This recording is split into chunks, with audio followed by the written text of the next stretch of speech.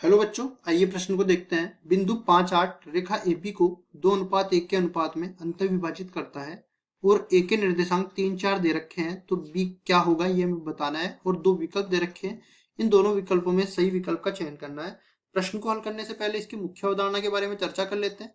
मुख्य अवधारणा तो देखो, हम लोग यहाँ पे लिखने वाले हैं अंतःविभाजन सूत्र। ठीक है, अंतःविभाजन सूत्र। अंतःविभाजन सूत्र क्या कहता है कि अगर कोई भी दो बिंदुओं को तीसरा बिंदु अंतःविभाजित करता है किसी अनुपात में, तो उस बिंदु के निर्देशांक हम लोग कैसे निकाल सकते हैं। जैसे मान लो ये अपने पास P बिंदु है जिसके निर्देशांक x1 y1 है, और ये कोई Q बिंदु है जिसके निर्देशांक x2 y2 है। अब इन दोनों बिंदुओं को आपस में मिला देते हैं।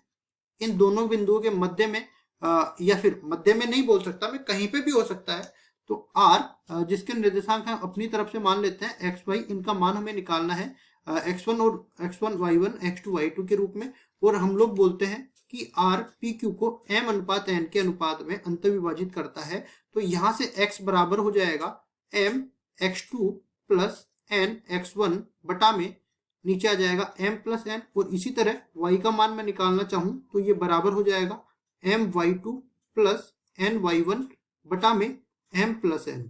ठीक है, अब देखिए इस सूत्र का उपयोग करते हुए सवाल को हल करते हैं। तो यहाँ पे हमें बोला है a और b दो बिंदु है, तो a और b ये दो बिंदु हमने बोले हैं।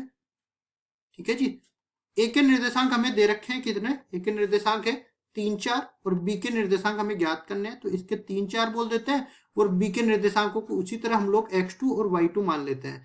फिर यहाँ पे मान लो कोई c बिंदु है जिसके निर्देशांक हमें दे रखे हैं 5-8। ठीक है, तो यहाँ पे लिखेंगे हम लोग 5-8 इसके निर्देशांक है, और साथ ही साथ ये भी बोला है कि ये बिंदु इन दोनों बिंदुओं को AB को 2:1 के अनुपात में अंतःविभाजित करता है। 2:1 के अनुपात में अंतःविभाजित करता है, तो ये वाला सूत्र हम लोग लगा देते हैं। देखिए इधर क्या दे रखा था हमें, x बराबर में mx2 प्लस nx1 बटा में m प्लस n, तो ये बन जाएगा x की जगह कितना दे रखा है 5 बराबर में m 2 दे रखा है, और x2 की जगह x2 ही है, प्लस n की जगह 1 है, गुणा में x1 ये 3 दे रखा है, और नीचे m प्लस n मतलब 2 प्लस 1 बन जाएगा।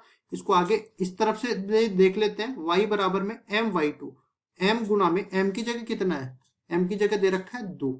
ठीक है, तो यहाँ पे ठीक इसी तरह इसको हल करते हैं, तो ये बनेगा 2 गुणा में y2 प्लस 1 गुणा में 4, नीचे बन जाएगा 2 प्लस 1। इस तरह से हल करेंगे तो देखिए वज्र गुणा कर देते हैं, ये 2 प्लस 1 3 बन जाएगा, इधर जाके ये गुणा होगा, तो ये 15 बराबर हो जाएगा 2x2 प्लस 3 के, और इसी तरह इधर आ जाएगा अपने पास 24 बराबर में 2y2 प्लस 4 के। इसको फिर आगे सरल करते हैं हम लोग, तो ये किसके बराबर बनने वाला है, देखिए 3 को इधर लेके आएंगे तो 2x2 बराबर में 15 माइनस 3 12 के बराबर आ जाएगा। और इसमें भी देख लेते हैं, 4 को इधर लेके आएंगे तो 24 माइनस 4 कितना रह जाएगा, 20 के बराबर रह जाएगा। फिर हम लोग 2 का भाग दे देते हैं, तो ये 12/2 बनेगा, और इस तरफ भी देख लेते हैं y2 में, इसमें भी 2 का भाग देंगे तो 20/2 बनेगा। तो यहाँ पे x2 का मान 6 आ गया, y2 का मान 10 आ गया। कुल मिला के अपने पास बिंदु के निर्देशांक क्या हो गए, x2 का मान कितना है 6 और y2 का मान है 10। ये अपने पास आ गए बिंदु के निर्देशांक 6,10। अब देख लेते हैं कौन से विकल्प में दे रखा है, पहले ही विकल्प में दे रखा है, तो पहला विकल्प बिल्कुल सही उत्तर हो जाएगा। आशा करता हूँ ये सवाल आपको समझ में आया होगा। धन्यवाद।